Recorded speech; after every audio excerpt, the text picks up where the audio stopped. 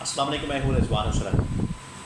PTI के ऊपर जो पाबंदी लगाने की और इमरान खान के ऊपर आर्टिकल 6 लगाने की जो बातें हो रही हैं पिछले तकरीबन कोई 4-5 दिन से, और बीच में आपको पता है 2 छुट्टियाँ आ गई थी मुहर्रम की छुट्टियाँ आने के बाद अब ये मामला बड़ी तेज़ी के साथ आगे बढ़ना शुरू हुए हैं। और पिछले 24 घंटों के दौरान पिछले 24 घंटों में जो बड़ी बड़ी डेवलपमेंट्स हुई हैं उसके बारे में बड़ी अहम तरीन इंफॉर्मेशन मेरे पास मौजूद है, वो आपके साथ में शेयर करता हूँ।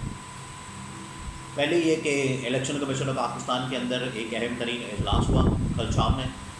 उसके बारे में मेरे पास इंफॉर्मेशन है कि वहाँ पर क्या बात हुई है, क्या फैसला हुआ है, मखसूस नशस्तों के मतलब इन्होंने पीटीआई को देनी है नहीं देनी, वहाँ पर क्या डिसाइड किया गया है। सेकेंड ये कि पीटीआई की जो पार्लिमानी पार्टी है उसकी मीटिंग हुई है, उसका इजलास हुआ है, उसके अंदर क्या डिस्कस किया गया है, किन ऑप्शंस के ऊपर बात की गई है कि पीटीआई के ऊपर पाबंदी और इमरान खान के ऊपर आर्टिकल 6 लगाने के बाद या कार्रवाई शुरू होने के बाद या उससे पहले हमने क्या करना है, किस किस्म की ऑप्शंस को इस्तेमाल करना है। क्योंकि आपको पता है पीटीआई ने जब ये सुन्नी इत्तेहाद काउंसिल ज्वाइन की उस वक्त जहाँ पर इलेक्शन कमीशन पाकिस्तान ने इंटरप्रिटेशन गलत की फैसले की, पीटीआई ने भी उस मामले को बड़ा मिस हैंडल किया। तो अब इस पीटीआई की मौजूदा लीडरशिप के ऊपर बहुत बड़ी जिम्मेदारी है कि इस सारी सिचुएशन को वो कैसे हैंडल करते हैं। यहाँ पर अब उन्होंने दानिशमंदी का सबूत देना है। इमरान खान इस सारी सिचुएशन को हैंडल करने में उसके लिए चुटकी का काम है, बाएं हाथ का खेल है। बड़ी से बड़ी सिचुएशन इमरान खान के सामने आई है, अदम एतमाद, रजीम चेंज, ऑपरेशन, इतना बड़ा सेटबैक। इमरान खान फिक्रमंद नहीं हुआ। और इमरान खान का आपको पता है मशहूर जुमला है कि सबसे पहले आपने घबराना नहीं है। वो इमरान खान डट कर मुकाबला करने वाला और जो भी सिचुएशन आती है उसका हर तरह से जायज़ा लेकर उसका सलूशन देता है, मुकाबला करता है। तो अब पीटीआई की मौजूदा लीडरशिप को भी कुछ ऐसे ही करना चाहिए कि ये जो इस वक्त एक ताबड़तोड़ किस्म का हमला हुआ है इनके ऊपर, आर्टिकल 6 लगाने का, पीटीआई के ऊपर पाबंदी लगाने का, इनको मखसूस नशस्तें ना देने का, इसके ऊपर पीटीआई को भी अब तगड़ी पॉलिसी बनानी चाहिए। बहरहाल क्या इन्होंने डिसाइड किया ये तो उनका फैसला है, इनकी अपनी मर्ज़ी है, इसके बारे में मैं क्या कह सकता हूँ। लेकिन कम से कम इनको माजी से सीखते हुए और इमरान खान से मशवरा करने के बाद, इमरान खान से सीखने के बाद इनको आगे की स्ट्रैटेजी और लायामल बनाना चाहिए। तो ये 2 बड़ी डेवलपमेंट्स हैं, इनके बारे में इंफॉर्मेशन मैं आपके साथ शेयर करता हूँ। और पीटीआई आपको बताया कि इस वक्त चीफ इलेक्शन कमिश्नर का इस्तीफ़ा भी डिमांड कर रही है। तो पहले मैं बात कर लेता हूँ इलेक्शन कमीशन की। इलेक्शन कमीशन की मीटिंग हुई, इजलास हुआ chief election commissioner Sikandar Sultan राजा की सरबराही में, उनकी ज़ेर सदारत। और सिकंदर सुल्तान राजा आपको बताए कि ये वो शख्स है आप पहले उस बात को जहन में रखें, कमिश्नर रावलपिंडी लियाकत चट्टा की उसने जो बात की थी वो आपने जहन में रखनी है।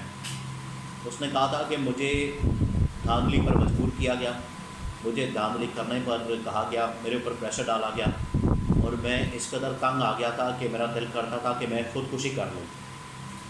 लेकिन बजाय हराम मौत मरने के बजाय खुदकुशी करने के मैंने ये फ़ैसला किया कि क्यों ना मैं पब्लिक के अंदर जाके तो ये सारी चीज़ें बता दूँ, आवाम के सामने रख दूँ, पाकिस्तान के सामने रख दूँ, ताकि मेरा ज़मीन जो है वो हल्का हो जाए, उसके ऊपर से बोझ उतर जाए और मैं क्यों हराम मौत मरूँ, इनको क्यों ना मैं नंगा करके जाऊँ। ये वो बातें थी जो कि कमिश्नर रावलपिंडी लियाकत चट्टा की जानिब से की गई। और इसमें उन्होंने 2 नामों का जिक्र किया। पहला chief election commissioner Sikandar Sultan Raja और दूसरा chief justice of Pakistan justice Qazi Faez Isa, ये उसने जिक्र किया। अब यहाँ पर यह फैसला किया गया, देखिए मखसूस नशस्तों का जो मामला है ये उसके बाद से सारा मामला बिगड़ा। उसके ऊपर ये जो वफाकी गवर्नमेंट है ऑलरेडी सुप्रीम कोर्ट के अंदर जा चुकी है। हालांकि वफाकी हुकूमत का तो उससे कोई ताल्लुक़ नहीं था, उसके अंदर तो वो फरीक नहीं, पार्टी नहीं, मामला था सुन्नी इत्तेहाद काउंसिल पीटीआई और इलेक्शन कमीशन पाकिस्तान के दरमियान।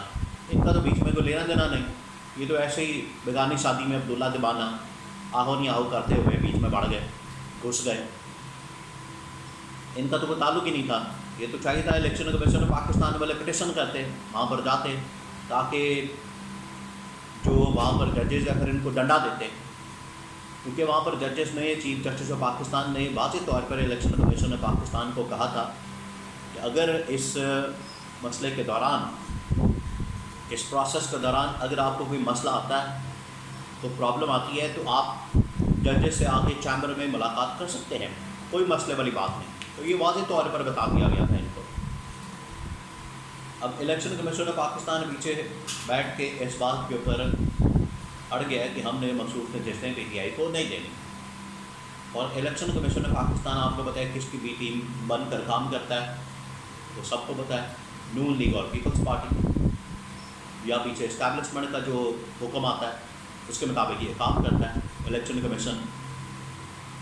इसी वजह से PTI की जानिब से इलेक्शन कमीशन और इसके तमाम मेंबरान से इस्तीफ़ा तलब किया जाता है कि ये इस्तीफ़ा दें, ना सिर्फ ये मखसूस नशस्तें हमारे हवाले करें, बल्कि जो पूरा 180 का मैंडेट है, टोटल 180 का मैंडेट है इमरान खान और PTI का, जिसके ऊपर डाका मारा गया है, जिसके ऊपर चोरी की गई है, जिसके ऊपर हाथ साफ किया गया है, ना सिर्फ मखसूस नशस्तें वापस करनी चाहिए बल्कि 180 का मैंडेट भी वापस करना चाहिए। लेकिन इलेक्शन कमीशन ऑफ पाकिस्तान ने इस बात का फैसला किया और अंदर की मैं आपको ख़बर दे रहा हूँ कि हमने हर हरबा हथकंडा इस्तेमाल करना है, रुकावट डालनी है, अनपच करनी है और लुच तलना है, लेकिन हमने मखसूस नशस्तें नहीं देनी। उसकी एक वजह भी है। देखिए, जब इस तरह से आइन और कानून के साथ खिलवाड़ किया जाता है तो कहीं ना कहीं से तो आगाज़ होता है। आगाज़ इसका असल में हुआ था उस वक्त जब साबिक चीफ जस्टिस उमर अता बंदियान ने इलेक्शन कमीशन को कहा था कि आप इलेक्शन करवाएं अपने मुकर्ररा वक्त में पंजाब में और KP में, और फिर बाद में वफाक के अंदर तो इलेक्शन कमीशन ने नहीं करवाए थे। वो आगाज़ था। इलेक्शन कमीशन उससे चौड़ा हो गया, उससे चौड़ा हो गया, उसकी वजह से अब इसके तेवर बदल गए हैं, आइन और कानून की धज्जियाँ उड़ाते हैं हर रोज़। इस वजह से इस फैसले को भी मानने से उन्होंने इनकार कर दिया, पहली बात। दूसरी खबर है PTI से मुताल्लिक़। PTI और इमरान खान की जानिब से फैसला किया गया है कि हमने सड़कों के ऊपर भी एहतजाज करना है, लॉन्ग मार्च करना है और पार्लियामेंट के अंदर भी शोर मचाना है।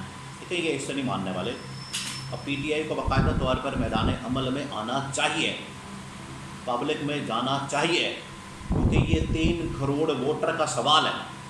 3 करोड़ वोटर को ये गद्दार और उनके ऊपर पाबंदी लगाने जा रहे हैं, तो PTI को अब बाकायदा तौर पर कैंपेन लॉन्च करनी चाहिए। ये अब इंतज़ार में जो बैठे हुए हैं छुप छुपा के, लुक लुका के, और इसमें कोई शक नहीं कि उनके ऊपर बड़ा प्रेशर है, अकड़ दकड़ क्रैक डाउन बड़ा शदीद किस्म का है, लेकिन इसके बावजूद इनको अब फुल फ्लैज कैंपेन लॉन्च करने की ज़रूरत है।